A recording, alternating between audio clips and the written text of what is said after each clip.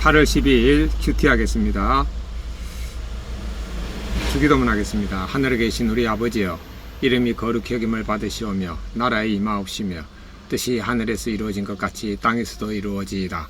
오늘날 우리에게 일용할 양식을 주옵시고 우리가 우리에게 죄 지은 자를 사하여 준 것 같이 우리의 죄를 사하여 주옵시고 우리를 시험에 들게 하지 마옵시며 다만 악에서 구하옵소서. 나라와 권세와 영광이 아버지께 영원히 싸움나이다. 아멘. 찬송가 252장 찬양 드리겠습니다. 나의 죄를 씻기는 1절만 하겠습니다.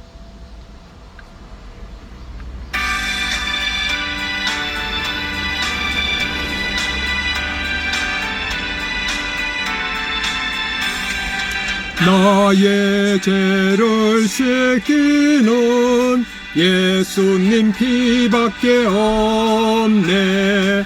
다시 정케하기도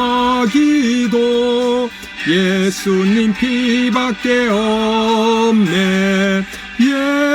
예수님 흘린 피 날 희게 하오니 귀하고 귀하다. 예수님 피밖에 없네. 아멘. 하나의 말씀 사사기 21장 1절부터 12절까지 보겠습니다. 이스라엘 사람들이 미스바에서 맹세하여 이르기를 우리 중에 누구든지 딸을 베냐민 사람에게 아내로 주지 아니하리라 하였더라. 백성이 베델에 이르러 거기서 저녁까지 하나님 앞에서 큰 소리로 울며 이르되 이스라엘의 하나님 여호와여, 어찌하여 이스라엘에 이런 일이 생겨서 오늘 이스라엘 중에 한 지파가 없어지게 하시나이까 하더니 이튿날에 백성이 일어나 거기에 한 제단을 쌓고 번제와 화목제를 드렸더라. 5절입니다. 이스라엘 자손이 이르되 이스라엘 온 지파 중에 총회와 함께하여 여호와 앞에 올라오지 아니한 자가 누구냐 하니 이는 그들이 크게 맹세하기를 미스바에 와서 여호와 앞에 이르지 아니하는 자는 반드시 죽일 것이라 했음이라. 이스라엘 자손이 그들의 형제 베냐민을 위하여 뉘우쳐 이르되 이스라엘 중에 한 지파가 끊어졌도다. 그 남은 자들에게 우리가 어떻게 하면 아내를 얻게 하리요? 우리가 전에 여호와로 맹세하여 우리의 딸을 그들의 아내로 주지 아니하리라 하였도다. 8절입니다. 또 이르되 이스라엘 지파 중에 미스바에 올라와서 여호와께 이르지 아니한 자가 누구냐 하고 본적 길앗 야베스에서는 한 사람도 그 진영에 이르러 총회에 참여하지 아니하였으니 백성을 계수할 때에 야베스 길앗 주민이 하나도 거기 없음을 보았음이라. 회중이 큰 용사 12,000명을 거리러 보내며 그들에게 명령하여 이르되 가서 빌라 야베스 주민과 부녀와 어린아이를 칼날로 치라. 너희가 행할 일은 모든 남자 및 남자와 잔 여자를 진멸하여 바칠 것이니라 하였더라. 그들이 길앗 야베스 주민 중에서 젊은 처녀 400명을 얻었으니 이는 아직 남자와 동침한 일이 없어 남자를 알지 못하는 자라. 그들은 실로 진영으로 데려오니 이곳은 가나안 땅이더라. 아멘. 묵상하겠습니다. 1절부터 4절은 이스라엘 백성들이 이제 정신이 돌아오니까 베냐민 지파를 어른, 여자, 어린이까지 다 죽임으로 한 지파가 없어지게 됨을 지금 울면서 하나님 앞에 이르기를 여호와여, 어찌하여 이스라엘에 이런 일이 생겨서 오늘 이스라엘 중에 한 지파가 없어지게 하시나이까 했습니다. 하나님께서는 베냐민 군사들만 이스라엘 연합 지파에게 붙인다 그랬지 베냐민 성읍에 있는 모든 사람들을 죽이라고는 하지 않았거든요. 그래서 자기들이 죽여놓고 하나님이 지파가 없어지게 하시나이까 하고 지금 헛소리하고 있네요. 그러나 이제 먼저 한국제를 드렸습니다. 5절부터 7절까지입니다. 이스라엘 자손들이 보면은 자기들이 행한 것을 갖다 뉘우쳤다 그랬어요. 6절에 이스라엘 자손이 그들의 형제 베냐민을 위하여 뉘우쳐 이르되 하나님의 명령을 그대로 순종했다면 뉘우칠 일이 없죠. 그런데 이들은 하나님의 명령을 넘어섰어요. 왜냐? 신명기에 보면 하나님께서 눈에는 눈, 이에는 이라고 했습니다. 상대방의 내 눈을 한눈을 뽑아버리면은 한눈을 상하게 하면은 나도 상대방의 눈을 한눈만 상하게 해야 되는데 인간이 그렇지 않거든. 인간은 악하니까 나에게 한눈을 상하게 한 사람은 두 눈을 상하게 하고 그 이상의 복수를 하고자 하는 거예요. 그 이스라엘 백성들이 이렇게 이런 복수해야 하는 마음을 가졌네요. 그 이제 이스라엘 그 사람들은 베냐민 지파에게 아내를 주지 않는다. 그러니까 이제 베냐민 남은 600명은 아내를 얻을 길이 없죠. 예, 그런 내용이고 8절은 이스라엘이 야베스 길라 야베스 있는 사람들이 총에 올라오지 않음을 보고 또 군사 12,000명을 보내가지고 남자와 잔 여자 그 다음에 주민 부녀 어린아이를 다 칼날로 죽여버렸습니다. 자, 이렇게 이제 복수에 잔인하게 이제 복수하는 거죠.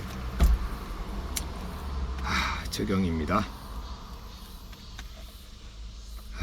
오늘도 저는 죽었고 예수님이 사심을 의식하면서 제 안에 서운한 마음을 가진 사람이 뭐 지금 생각하는 거 없는데 혹시라도 있으면 다 용서하고 그리고 아주 작은 악이라도 생각에서부터 즉시 제거하기로 적용했습니다.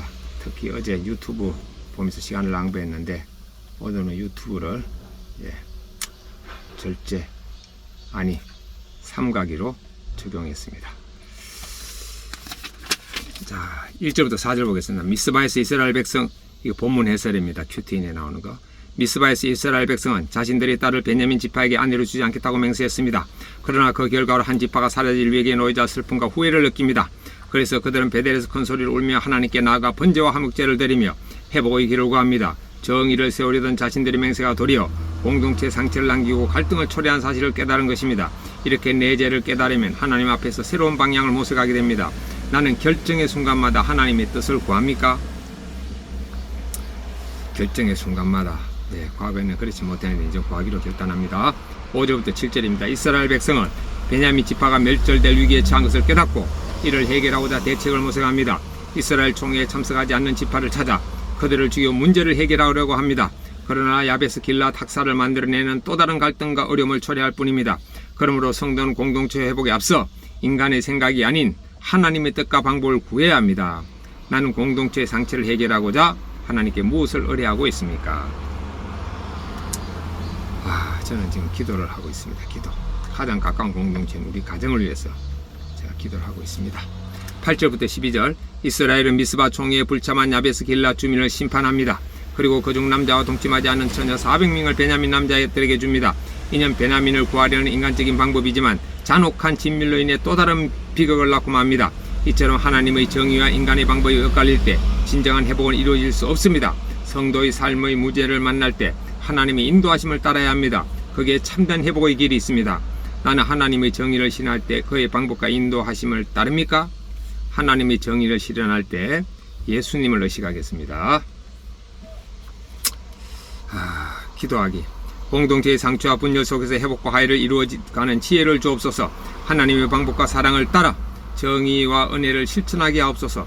문제를 만날 때 내 생각을 내려놓고 하나님께 먼저 물으며 은혜로 나아가게 하옵소서. 묵상간정. 호호 불어주신 하나님. 그레이스 응웬. 외국인이네요. 외국인 간정문입니다. 큐티인 간정문이겠습니다. 베트남 사람인 저는 기독교를 경계하는 문화권에서 자라며 교회에 거부감이 있었습니다. 그래서 여러 번 복음을 들었어도 마음이 열리지 않았습니다. 그러다 한국에서 외롭고 힘든 유학생활을 하던 중에 교회를 다니게 되었습니다. 그리고 하나님의 도우심으로 졸업과 취업을 하고 신결혼, 즉 믿는 사람과 결혼까지 했습니다. 이후 저는 교회 공동체에서 양육훈련을 받았으나 저의 교만을 진정으로 회개하지 못했습니다. 조금 살만해지니 모두 내 힘으로 이룬 것 같아 하나님을 찾지 않은 것입니다. 그러다 두 번의 유산의 아픔을 겪으면서 여전히 내 힘을 믿고 나 자신을 우상 삼고 있음을 깨닫게 되었습니다. 그제야 저는 주님께로 돌이켜 진심으로 간구했습니다. 그러자 얼마 후 임신이 되어 아기를 건강히 출산하게 되었습니다. 그런데 태어난 지 얼마 안 된 아기가 갑자기 분수토를 하며 몸무게가 줄었습니다. 저는 아기를 신생아 중환자실에 입원시키고 금방 태어나리라 생각했습니다. 하지만 아기는 상태가 불안정하여 예상보다 오래 입원해야 했습니다. 그때 저는 이스라엘 백성처럼 하나님께 어찌하여 어린 아기에게 이런 고난을 주시나요? 라고 부르짖었습니다.